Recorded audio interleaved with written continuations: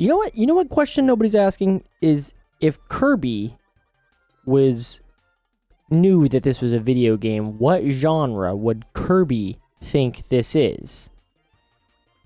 So, Kirby 64 and the Crystal Shards, I think, is probably the worst Kirby game that there is. And that's largely because I don't think that it was accurately qualified. It wasn't accurately put in the right genre. It was always just doomed to be the only fun game on those McDonald's little Nintendo systems that they had in the play place. So if you were just, too tired of hanging out with the sweaty kids in the ball pit, or you didn't want to hang out with the weird guy who smelled a little bad in the little space spot, then, well, your option was playing with a broken controller on a tiny little Nintendo 64, and this was the game that I had in my McDonald's. That was the one. And if you know what I'm talking about, leave something in the comments to let me know that was a fun little nostalgia trip, because it was for me. But anyway, we're getting sidetracked. Let's talk about Kirby 64 and the Crystal Shards. So if we know that it's improperly categorized, what should it be then? Well, let's do what we're the best at, which is making an extremely accurate and by no means trying to stretch anything list, and then compare that to what kind of genre it might have better suited. All right, so let's talk about well, let's just talk about the plot. I mean, obviously the gameplay is interesting, but the plot is the only thing that we're interested in here. So, first thing, Kirby 64 has epic scale and scope. I would say that this is absolutely true. I mean, it spans galaxies, you could say. I mean, we go to different stars, and we meet a whole host of very interesting characters, a whole world of fairies that got consumed by this dark little... I don't even know really what he is. It's not really clear, but that's not the point. The point is that it is certainly epic scale and scope, which leads me directly into my next point, which is that Kirby 64 has interstellar or an interplanetary setting. So, I mean, this is certainly interstellar, right? This is in between stars. We have, I don't remember all the names, honestly, but it's like Pop Star, Ripple Star, a couple of the other stars, all pretty unique in, I mean, the color palette. That's kind of it. I mean, there's no, like, special abilities that are only found on one star, but they are certainly unique, and it is interstellar in that regard. So, the third thing that I would say characterizes this game is advanced technology and space travel. Now, I don't know what kind of technology Kirby necessarily possesses. I don't know if he's a mutant or if it's some kind of weird technology, but I think it's certain to say that regardless if he is a mutant or if it is technology, it's certainly advanced to the point where it's like nearly futuristic. So Kirby himself embodies this, and then also I would say most of, if not all of the people that he fights have some sort of interesting kind of high-scale technology. And then space travel.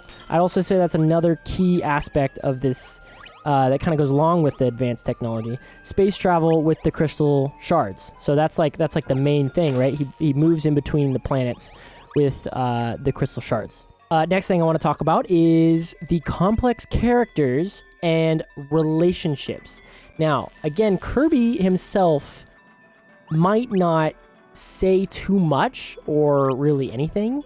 However, that doesn't stop. I mean, relationships are not just made up of, people talking, right? I mean, there's so much that goes into what makes a friendship, what makes, relationship, and Kirby certainly embodies that. I mean, without saying a word, we have a special bond with this fairy that keeps grabbing all the Crystal Shards. I mean, she's following us everywhere, right? I mean, that is a close bond. On top of that, unfortunately, no Meta Knight.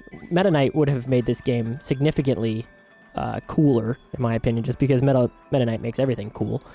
But King Dedede is in the game, and he has, like, quite an arc, I would say. Like, an amazing arc, Like, he comes, you fight him, at some point, and then the next after that, he's like a playable character kind of in the rest of the game. Like you jump on his back and he hits stuff with his hammer. Like it's one of the best parts of the game. I think that's a fantastic character arc. And speaking of character arcs, let's talk about the good versus evil themes that are very present. I mean, again, I know this is a game for children, but I mean, it's very clear that the bad guy is the little black moss that's consuming the fairy planet. Like, that's not super hard to get, and that clearly makes Kirby the good guy, right? Like, there's no...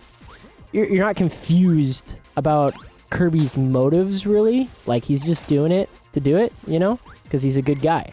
And he's, you know, he's a champ. He's a bro. And Kirby himself being such a key character in the whole game, I think really plays on this, the next piece that this game does, which is it does a lot of dramatic and emotional storytelling.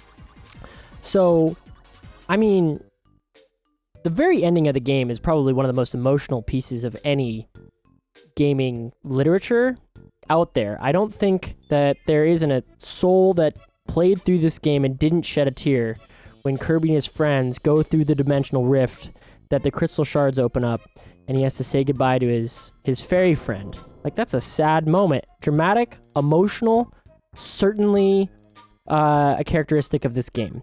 But there's a lot of other aspects that I would like to bring up, but I think the most important, and certainly the most pertinent one that I want to leave last, is that this story involves the fate of the galaxy, and certainly the fairies world, right? But if this little moss thing doesn't get stopped, like, who knows what planet this thing's gonna eat next, you know? This is like the Borg or something. We stop it at its source kind of thing, and if we didn't do it here, then it's coming straight for Earth, baby, and you better watch out. So obviously this isn't a fully comprehensive list of what the story entails, but I think it captures most of it. Now, I did a lot of thinking after making this list, and I thought, what genre would this most likely fit into? And after thinking about it a lot, I decided to just do a little search. And wouldn't you know it, every single one of these points that I came up with originally perfectly describes a space opera. Okay. So now, what is a space opera? Well, we could just list off all the ones before it, but I mean, essentially, it's just any of the major epic stories that happen in space. So like, you know, Star Wars, Star Trek, Macbeth, any of those major ones. And now we get to put Kirby up with those greats. Now, imagine if this game was marketed like that. All of a sudden, this game goes from being the worst 2.5D game to ever really grace the Nintendo console, and it turns it into something that can actually sell merch. Because we all know that Kirby merch is probably ranking, you know, it's lagging a bit compared to other Nintendo merch. And you guys might be thinking that I'm kidding regarding this, but if you look up what is a space opera, you will literally get every single one of these points that I just brought up. I'm not... This is legitimate. Kirby 64 and the Crystal Shards is a space opera. And I'm right about this. Listen, I know last video there was a lot of discussion regarding whether I was right or wrong about the whole Link thing, but I really think that this is, without a doubt, just like solid bulletproof. So if you want to try and defeat this, I mean, I'm inviting you, again, in the comment section, against my better judgment. But I want to see if you really can refute this, because I don't think that it's possible. I think that all the signs point to this being a space opera. Thank you for watching, and I'll see you next time.